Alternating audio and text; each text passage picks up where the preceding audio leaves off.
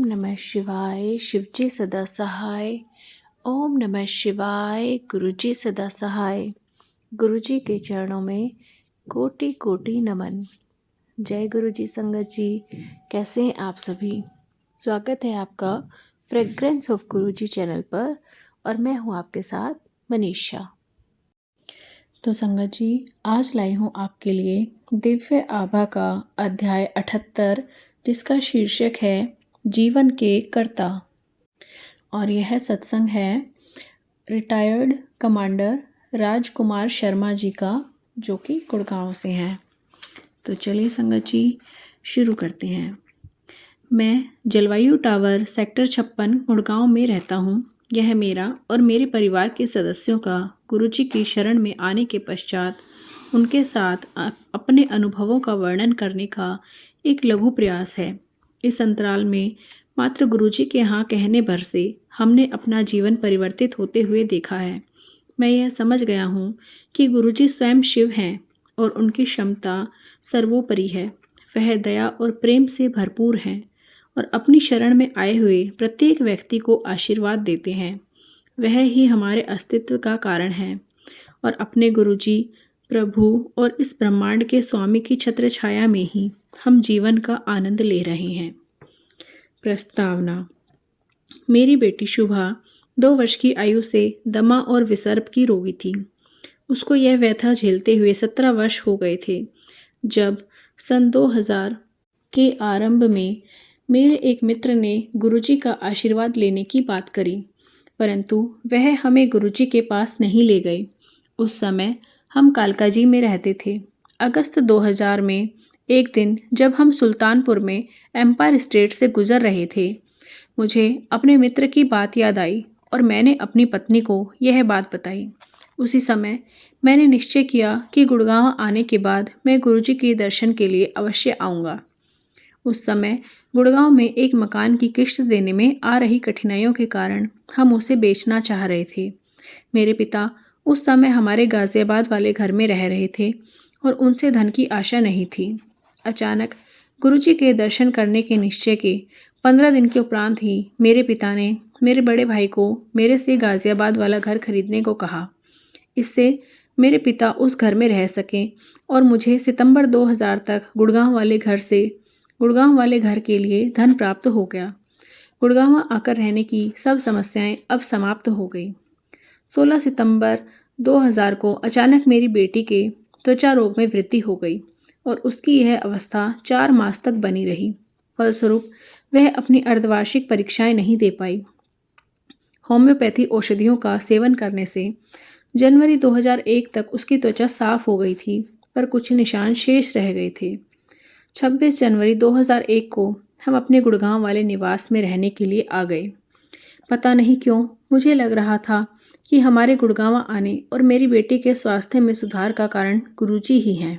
अतः मैंने empire state में गुरुजी के दर्शन करने का मन बना लिया।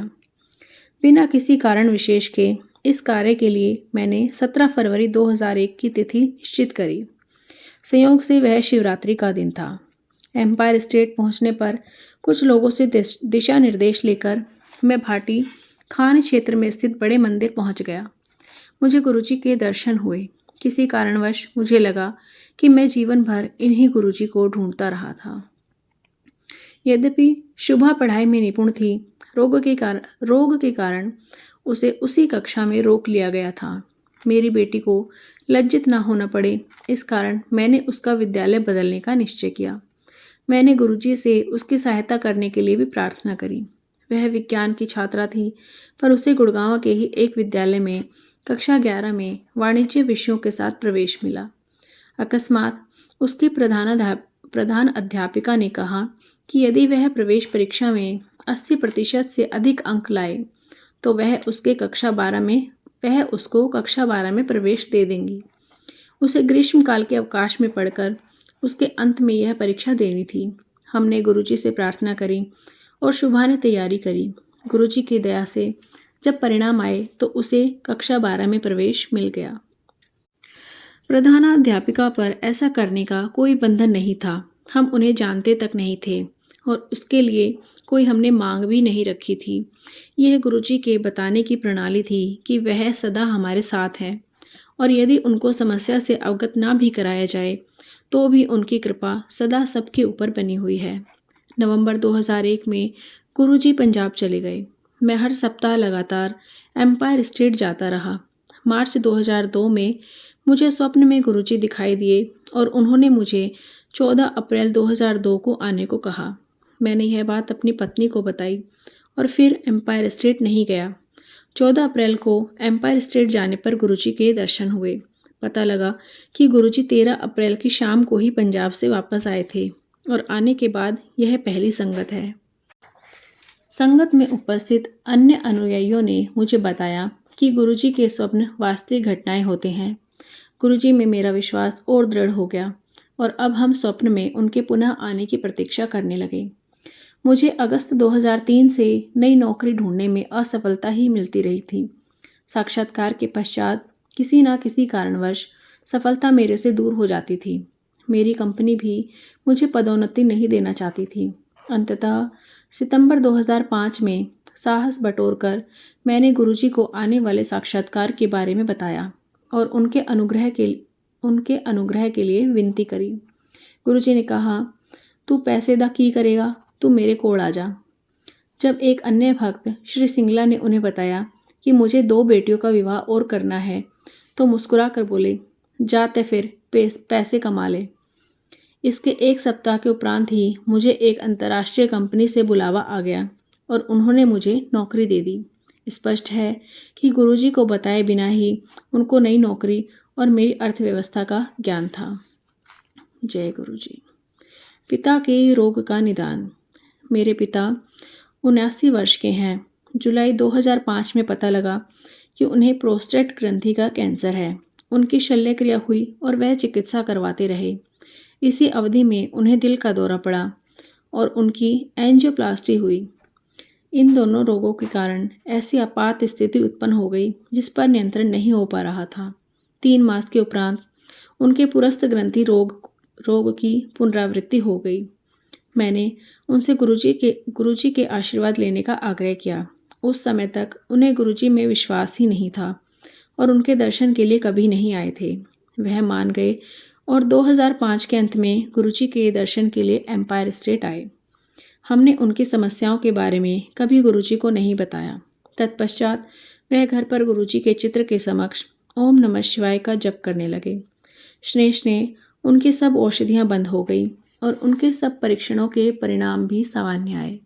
उनके स्वास्थ्य में आशा से कहीं अधिक सुधार आया है। अब वह बड़े मंदिर के सब आयोजनों में जाते हैं। जय गुरुजी। अनंतम शुक्राना गुरुजी। अपनी कृपा इसी प्रकार सब संगत परिवार पर बनाए रखना गुरुजी। जय गुरुजी। तो संगत जी, कैसा लगा आज का अध्याय? कमेंट करके ज़रूर बताइएगा। अगर आप भी अपना सत्संग हमारे चैनल पर शेयर करना चाहते हैं तो डिस्क्रिप्शन बॉक्स में दिए गए ईमेल आईडी या व्हाट्सएप नंबर पर आप अपना सत्संग हमारे साथ शेयर कर सकते हैं। चलिए संगत जी, अब करते हैं मंत्र जाप। आप भी कीजिए मेरे साथ। ओम नमः शिवाय, शिवजी सदा सहाय। ओम नमः शिवाय, गुरुजी सदा सहाय। ओम नमः शिवाय, शिवजी सदा सहाय। ओम नमः शिवाय, गुरुजी सदा सहाय। ओम नमः शिवाय, शिवजी सदा सहाय। ओम नमः शिवाय, गुरुजी सदा सहाय। जय गुरुजी। जल्दी ही मिलते हैं संगत जी एक नए अध्याय के साथ। तब तक सभी अपना ख्याल रखिए। गुरुजी की कृपा सब पर बनी रहे। जय गुरुजी।